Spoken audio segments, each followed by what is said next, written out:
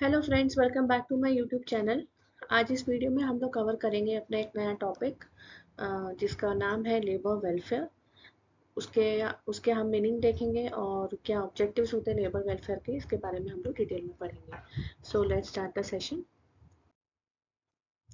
सबसे पहले हम लोग बात कर लेते हैं कि वेलफेयर का मतलब क्या होता है।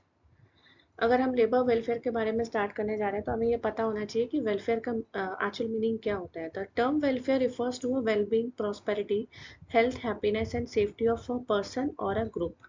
ठीक है। वेलफेयर का मतलब क्या होता है? भलाई करना, सुख सुविधा के बारे में सोचना। किसकी? लोगों की। लोगों के कल्याण के बारे में सोचना, लोगों के हित के बारे में सोचना।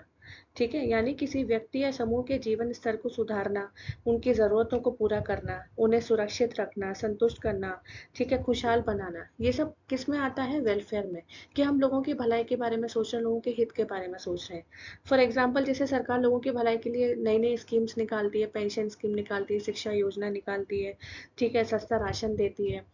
तो ये सब क्या कर रही है? लोगों की, जनता की भलाई के लिए बारे में सोच रही है। वहीं अगर हम लेबर वेलफेयर की बात करते हैं तो लेबर वेलफेयर किससे कनेक्टेड है? ऑर्गेनाइजेशन से। किसी भी ऑर्गेनाइजेशन में अगर हम किसी अपने कर्मचारियों की भलाई के बारे में सोच रहे हैं, एम्प्लॉयज़ की भलाई के बारे में सोच रहे हैं, तो वो टर्मिनोलॉजी किससे रिलेट हो जाती है? हमारी लेबर वेलफेयर से। ठीक है, तो labour welfare refers to the services and facility and benefits that employers, government और trade union provide to worker in addition to wages and salaries with the aim of improving their working conditions, quality of life and overall wellbeing. ठीक है, मतलब जो employees हमारे organisation में काम कर रहे हैं, जो कर्मचारी हमारे ऑर्गेनाइजेशन में काम कर रहे हैं, उनके हित के बारे में सोचना किसकी ड्यूटी है? ये ऑर्गेनाइजेशन की ड्यूटी है। ठीक है, तो जो भी है, जो भी सर्विसेज हैं, फैसिलिटीज़ हैं, जो बेनिफिट देती है, ठीक है, एम्प्लॉयज़ को कौन कौन देता है? ये सब एम्प्लॉयज़ देते हैं, गवर्नमेंट देते हैं, ट्रेड यूनियंस देते हैं। ठीक है, in addition to wages and salary, जिससे उनका जो लाइफस्टाइल है, जो उनका वर्किंग कंडीशन है, जो उनकी क्वालिटी ऑफ लाइफ है, ओवरऑल वेलबींग है, वो क्या हो सके? डेवलप हो सके। ठीक है, तो ऑर्गेनाइजेशन की ड्यूटी बनती है कि भाई अगर हमारे ऑर्गेनाइजेशन में कोई एम्प्लॉयज़ काम कर रहे हैं, कर्मचारी काम कर रहे हैं, तो उनकी सुरक्षा, उनके कल्याण और उनके हित के बारे में सोचना हमारी जिम्मेदारी है। ठीक है, तो it is a broad concept that goes beyond just meeting the minimum legal requirements for workers. It includes measure to ensure not only the physical health of the employees but also their mental, social and moral development।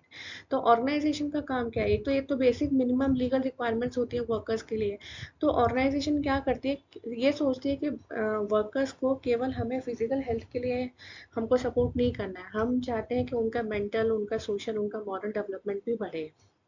ठीक है, अगर workers job satisfaction से खुश होगा, मतलब उसको job satisfied होगी, organisation से खुश होगा, अगर ऑर्गेनाइजेशन उसका ध्यान रख रही है, तो वो क्या करेगा? ज़्यादा से ज़्यादा रिटेन करने की कोशिश करेगा। ठीक है, वही सस्टेन करने की कोशिश करेगा। तो लेबर वेलफेयर का मतलब क्या है? लेबर के वेलफेयर के बारे में सोचना, लेबर के हित के लिए सोचना, और ये किसकी जिम्मेदारी बनती है? पर्टिकुलर ऑर्गेनाइजेशन की। Welfare helps in keeping the morale and motivation of the employees high so as to retain the employees for longer duration। वही बात है, इससे क्या होता है? अगर हम वेलफेयर के बारे में सोचेंगे, ठीक है, एम्प्लॉय वेलफेयर के बारे में सोचेंगे, तो एम्प्लॉयज़ का क्या होगा? मोरल डेवलप होगा, मोटिवेशन बढ़ेगा, और वो ज़्यादा से ज़्यादा लंबे समय तक उस पर्टिकुलर ऑर्गेनाइजेशन में रिटेन करने की कोशिश करेंगे, सस्टेन करने की कोशिश करेंगे। ठीक है, तो employee welfare includes monitoring of working conditions. अब क्या क्या चीज़ें इसमें इंक्लूड होती है? ठीक है, मॉनिटर करना कि भाई वर्किंग कंडीशंस कैसी है एम्प्लॉयज़ की। Creation of industrial harmony through infrastructure of health, industrial relations and insurance again disease, accident, unemployment for the workers and their families. अब कुछ घटना घट जाती है ऑर्गेनाइजेशन में, तो उसका ध्यान कौन रखेगा? ऑर्गेनाइजेशन की ड्यूटी है। कुछ इंश्योरेंस स्कीम करवाओ उनके लिए, हेल्थ इंश्योरेंस प्रोवाइड करवाओ। ठीक है, एक्सीडेंट हो जाता है, कोई डिसीज हो जाती है, तो ये सब चीज़ें किस में हेल्प करती है? ऑर्गेनाइजेशन ही प्रोवाइड करेगी ना, ये सारी बेनिफिट्स जो भी है, जितने भी हैं एम्प्लॉयज़ को। तो ये सब इंक्लूड होते हैं किसमें? एम्प्लॉय वेलफेयर में। कि वर्किंग कंडीशंस को मॉनिटर करो, कैसा वर्किंग कंडीशंस है। ठीक है, इंडस्ट्रियल हार्मोनी रिलेशंस होने चाहिए, एम्प्लॉयर एंड एम्प्लॉयज़ के बीच में अच्छे रिलेशंस होने चाहिए। ठीक है, जो भी सुख सुविधाएं हैं उससे उनको बेनिफिट मिले। ठीक है, उनको भी बेनिफिट मिले, उनकी फैमिलीज को भी बेनिफिट मिले। कहीं कहीं ऑर्गेनाइजेशन में बच्चों के लिए भी नई नई स्कीम्स आती हैं, ठीक है, एम्प्लॉयज़ के जो किड्स रहते हैं उनके लिए भी स्कीम्स आती हैं, ठीक है, कभी एक्सीडेंट हो गया या कभी कोई अनएम्प्लॉयमेंट है, कभी कोई डिसीज़ है, तो इन सब चीज़ों के बारे में किसका सोचने का जिम्मेदारी बनती है? उस पर्टिकुलर ऑर्गेनाइजेशन की। तो अब हम बात कर लेते हैं इसके मेजर ऑब्जेक्टिव्स क्या है। सबसे पहले provide social comfort to employees. एक तो क्या है, लेबर वेलफेयर प्रोवाइड करता है सोशल कंफर्ट एम्प्लॉयज़ को।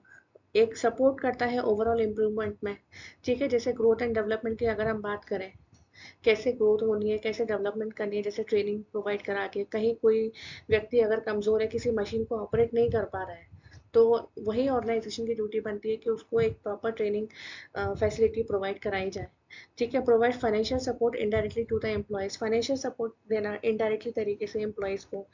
Contribute in developing sense of responsibility and belongingness among employees, employees के बीच में एक रिस्पॉन्सिबिलिटी एंड बिलोंगिंगनेस को डेवलप करना। Improve working condition at the work place for employee, सबसे ज़रूरी है कि वर्किंग कंडीशन इंप्रूव होना चाहिए जहाँ पे पर्टिकुलर एम्प्लॉय काम कर रहा है। नेक्स्ट है maintain and retain the existing workforce, या अगर ये सारी सुख सुविधा उन्हें मिलेंगी तो उसी बेसिस पे मेंटेन करना, रिटेन करना एग्जिस्टिंग वर्कफोर्स को, ठीक है। इससे क्या होगा, reduce rate of absenteeism from work and labour turnover from job, ठीक है, एब्सेंटिज्म कम होगी, इम्प्रूव प्रोडक्टिविटी बढ़ेगी, एफिशिएंसी बढ़ेगी पर्टिकुलर एम्प्लॉयज़ की उसके वर्क प्लेस पे, ठीक है, वो खुश होगा पर्टिकुलर ऑर्गेनाइजेशन से, पर्टिकुलर इंडस्ट्री से।